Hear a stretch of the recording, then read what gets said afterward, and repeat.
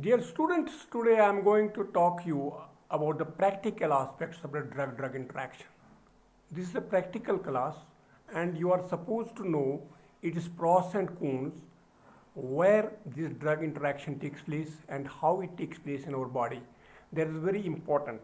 And there is not only the drug-drug interaction, there is a drug-drug interaction, herbal drug interaction is there, food drug interaction is there, and we drink, say water, we drink juice, and that drink drug interaction is there, and there's a pharmacogenetic interaction. So you are supposed to know from the grassroots level to the genetic level, what does this drug interaction mean and how it happens in our body, and what are the pros and cons, what is the mechanism. Actually, the mechanism of the drug action, how it acts, has some relevance to the drug-drug interaction. Because every drug has an interaction, it can be useful, it cannot be useful, so that you have to enumerate in your lecture. Now, this time I am talking about the drug interaction objectives. We have to discuss the pharmacokinetic interaction. Pharmacokinetics, you know, it is the factors affecting absorption, distribution, metabolism, and excretion. And naturally, at absorption, the drug interaction takes place. At distribution, drug interaction takes place. At metabolism, drug interaction takes place. And at excretion, drug interaction takes place. So there is a list of pharmacodynamic interaction. It is not only the pharmacokinetics, it is at the receptor site, where one drug, affects the another drug.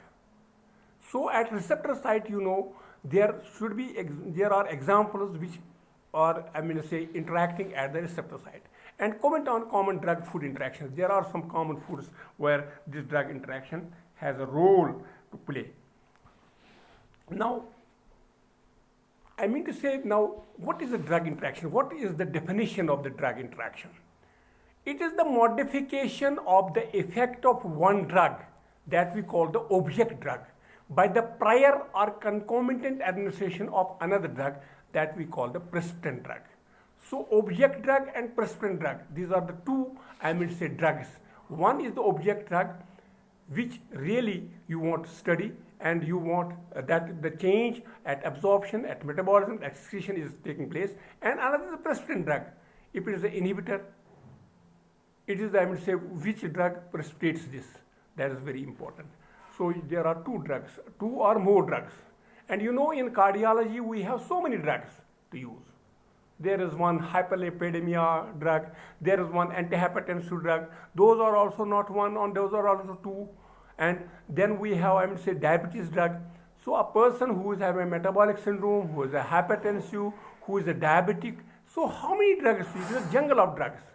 Atorvastatin is given, antilipidus is given. So you have to see which drug does this drug interaction. Now then we have drug interaction is the risk factor. Why this drug interaction takes place? It is because of polypharmacy. Polypharmacy means, poly means many, pharmacy means when we use the many pharmaceutical agents and multiple prescribers. Suppose a person goes to one prescriber, he prescribes a drug, then he goes to the pharmacy, he gives another drug, then he goes to another doctor, there is a residual effect of the previous drug, and then he prescribes another drug. So it's a jungle of prescriptions, because once you go to so many doctors, there is an interaction. He adds on, and there's a multiple pharmacies. Suppose you go to one pharmacy, another pharmacy, then it ensues this. Then we have a genetic, genetic, you see, genetic is very important. Genetic makeup of the person, genetic makeup of the metabolism. Metabolism has a genetic role. I always tell you that polypharmacy, because of this genetic makeup, because if the cytochrome 450, it is kinds, cytochrome 450, 3A4, 2D6, and 2C9, 2C19, these are the things which are very important, this genetic makeup. And then we have a specific population, like we have elderly, we have obese, we have critically ill patients, and at that time the nurse comes and in the same syringe she or he adds on the solutions, and this is also vitro interaction. Yeah, and so this is also one of the elderly patients. They behave differently. Obese patients, they behave differently. Critically ill patients, they behave critically. So spastic illness, that is hepatic disease. So at hepatic disease, we have to ensure that those drugs which are being metabolized by the liver, you have to take the precautions that what are the drugs which are being metabolized by the liver, which have a cytochrome 450, and if there is a hepatic disease, if the enzyme is deranged, if the bilirubin is there, so the drug kinetics and dynamics change. So renal dysfunction. So you take the example of the, lithium. Lithium is wholly and solely is a water soluble, and the drug comes through the kidney and is being eliminated outside the body. That also plays a role.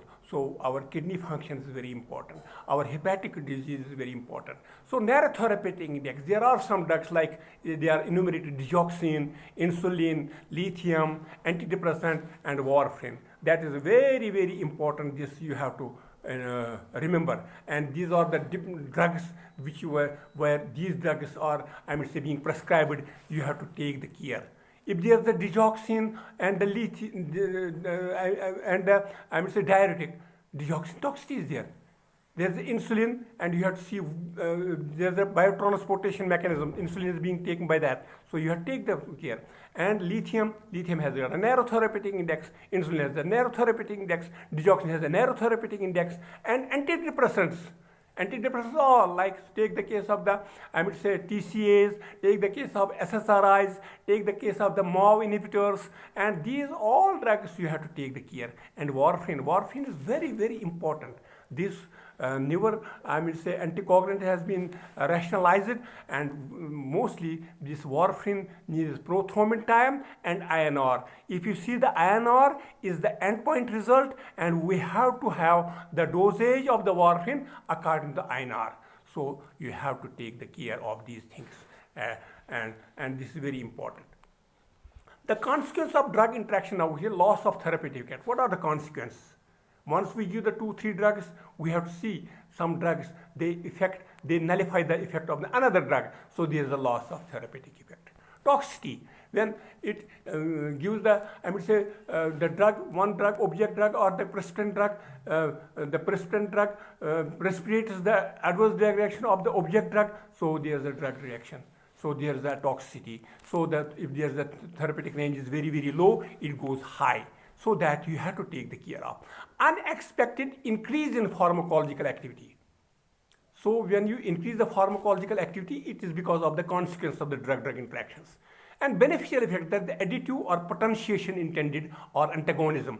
Beneficial effects if you additive. Suppose you have now the diuretics with the antihypertensives like beta blockers, like ACIs. You have to see if it is beneficial effect, because now the rationale is there. I myself now taking enalapril, I am myself taking atorvastatin, I am myself taking with this aspirin, small dose, and these 3 combinations is additive, and they are beneficial effects. And potentiation, sometimes it is potentiating effect. It is intended. You have to. It is under your control. It is the control of the doctor. Or antagonism. Antagonism unintended. Suppose you give the adrenaline, you give the acetylcholine. Adrenaline increases the blood pressure, and acetylcholine decreases the blood pressure. So it is unintended. So chemical or physical interaction. Chemical or physical interaction is very important, because we call this as you take the antacid and you take the sodium, this iron. So antacid chelates the iron. So iron store is there, and iron store, you don't have the control in the iron store, and the iron you give, that iron should be in order to build the hemoglobin. But once you give the antacid, it is interaction at the this thing at absorption site. The iron does not go in the systemic compartment. So you say you have to take the drug empty stomach.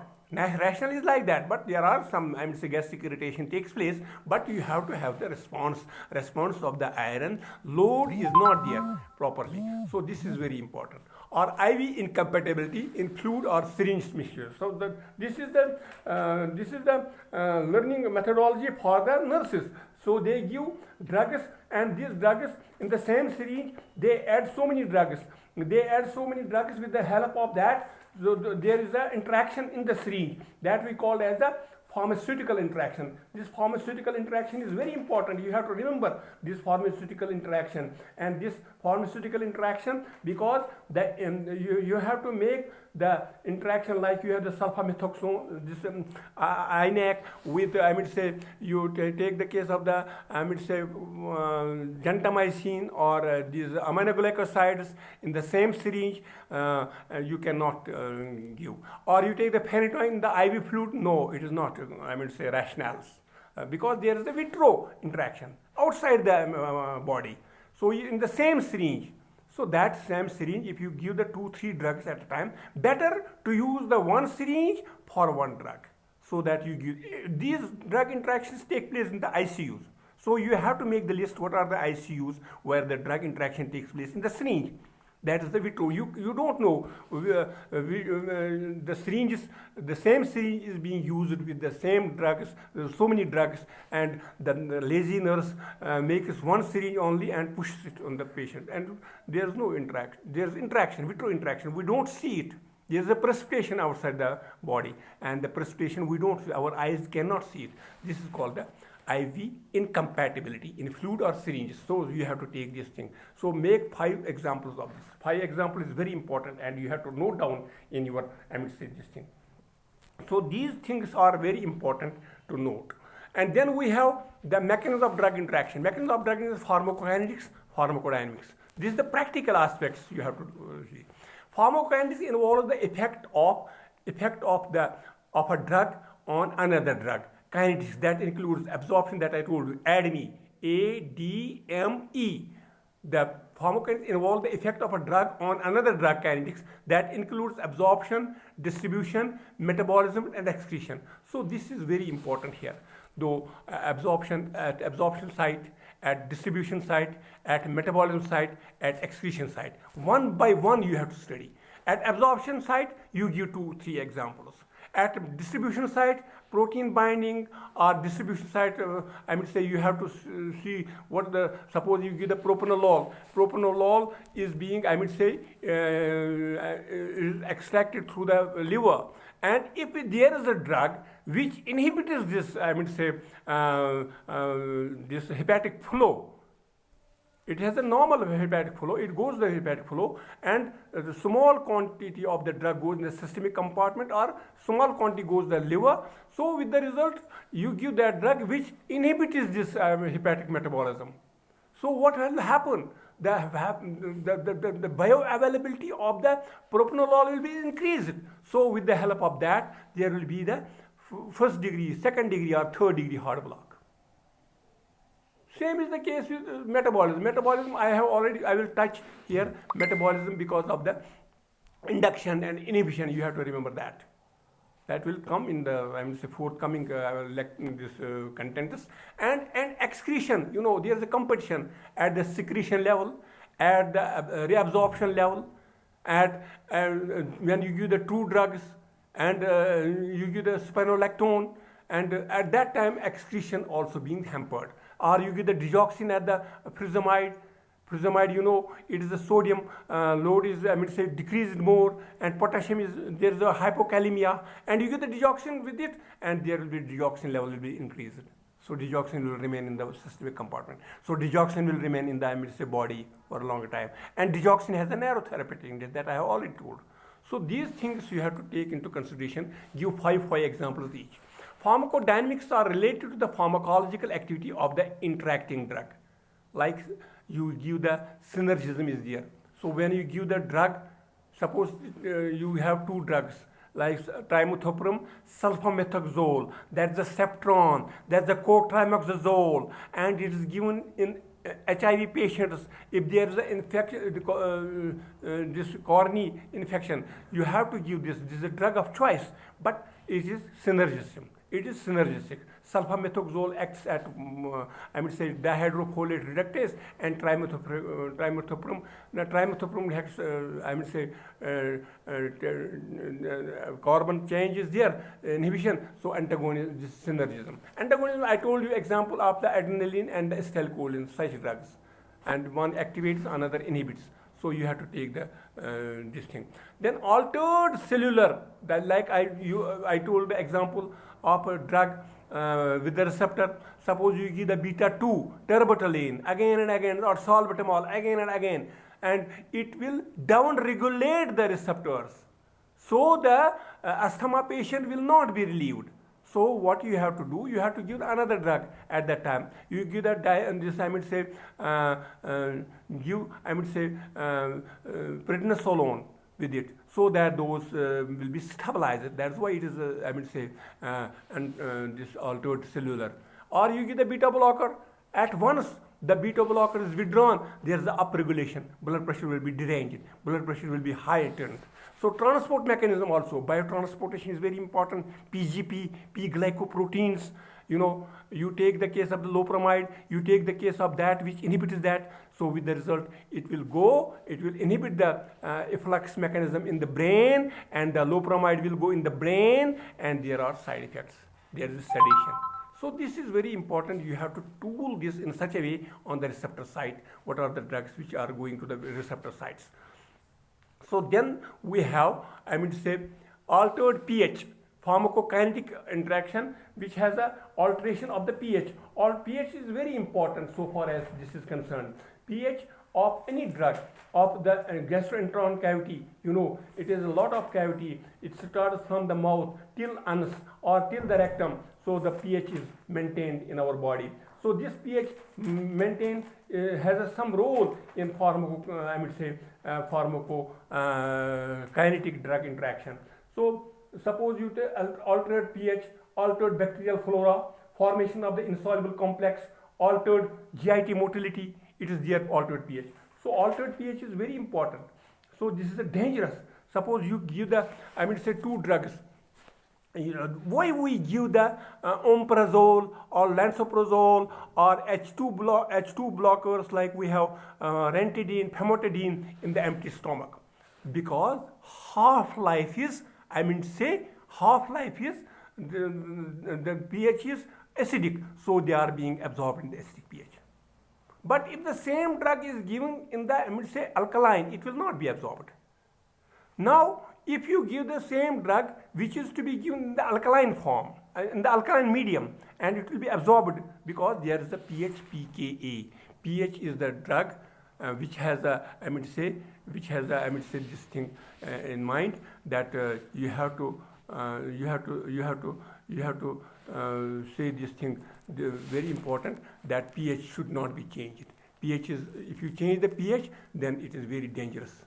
So you take the case of then, this altered bacterial flow. So if you give the, antibiotic, the bacterial flora of the GIT is, this bacteria flow is very important.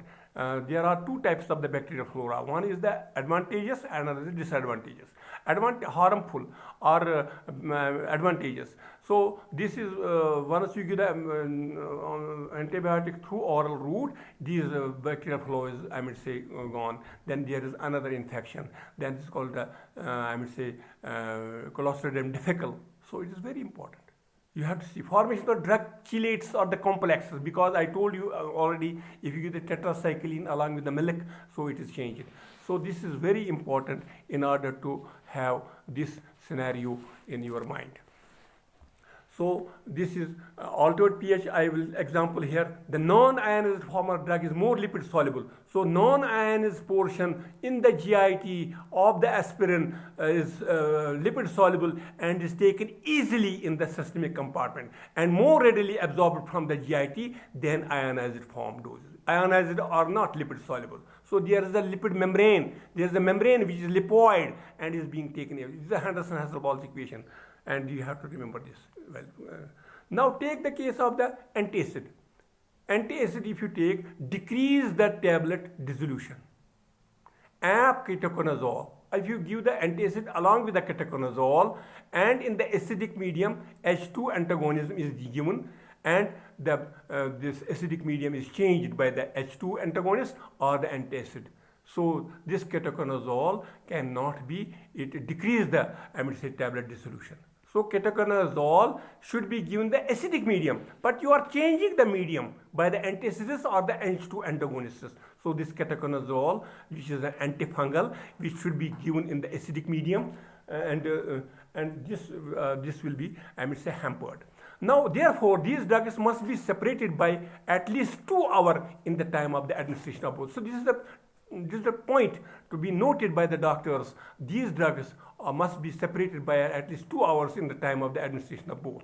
So if we give the ketoconazole in the acidic medium, yes, it can be absorbed, and it has got a good optimum therapeutic concentration in our body, in our blood, so it can be taken. Now, the same thing altered the intestinal bacteria flora.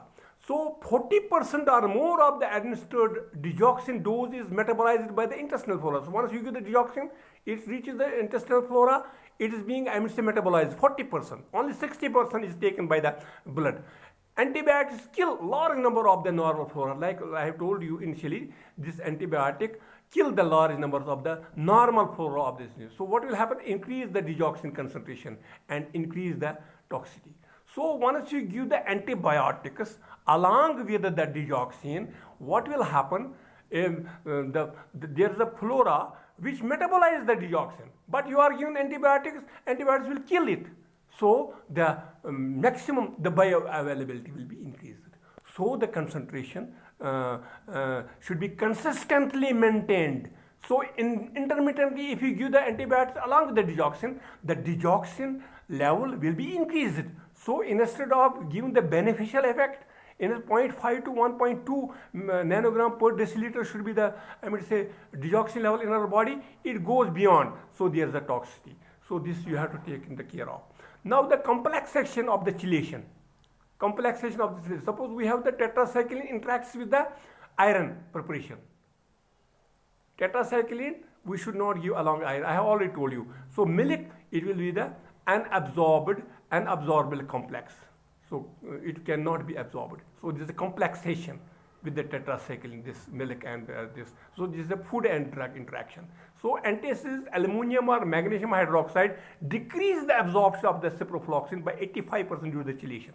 So हम कहते हैं, will be telling that ciprofloxacin will work good, but it will not work. Why? Because if you give the antacid and aluminum or magnesium hydroxide, so it decreases the absorption of the ciprofloxacin by 80%. So we have not to give the ciprofloxacin with the antacid because it is chelated, and 85% is being chelated, only 15% will be in the systemic compartment in the blood, and where it will not reach at the target site where there is an infection, and suppose the patient is having some bronchial asthma, there is a respiratory tract infection, you give the ciprofloxacin and you give the antacid. So the antacid will chelate it, and ciprofloxacin will be only 15% reaching to the target site. Now, drug-induced mucosal damage. Take the case of the anti-cancer drugs. Take the case of the cyclophosphamide, vincristine, procarbazine. So these drugs, what they do, they inhibit the absorption of the several drugs, that is digoxin. So they will decrease it. Why? Altered motility. Suppose metoclopropamide, antiemetic we give because during the, it is a clinical, drug interaction. Why? Because cyclophosphamide, vincristine, procarbazine, they are emetic. There is a emesis. There is a vomiting. We give the metoclopropamide, but they alter the intestinal motility. So the metoclopropamide is antiemetic. So what will happen? Increase the toxicity of cyclosporine. So this will increase cyclosporine as the immunosuppressant, increase absorption of the cyclosporine. So this alteration of the motility will change the cyclosporine level, and it will increase the cyclosporine level due to the increase of the stomach's emptying time. so emptying time will be, increased. So metoclopropamide will be taken, cyclosporin will be taken more. So with the result, cyclosporin level in the systemic compartment will be more. So cyclosporin also has got a narrow therapeutic index. So we have a cyclosporin, more interleukin 2 will be inhibited and more pharmacological response. So there will be a more level present in the body. So you have to take these things into consideration. So these are very important points which you have to note down. So the displacement protein, that is also very important. Displacement protein means it depends protein binding. It depends on the affinity of the drug to plasma proteins. Affinity, it is not the receptor. You should mind it that plasma proteins are not the receptors, but there are drugs which have got the more affinity towards the plasma proteins. The most likely bound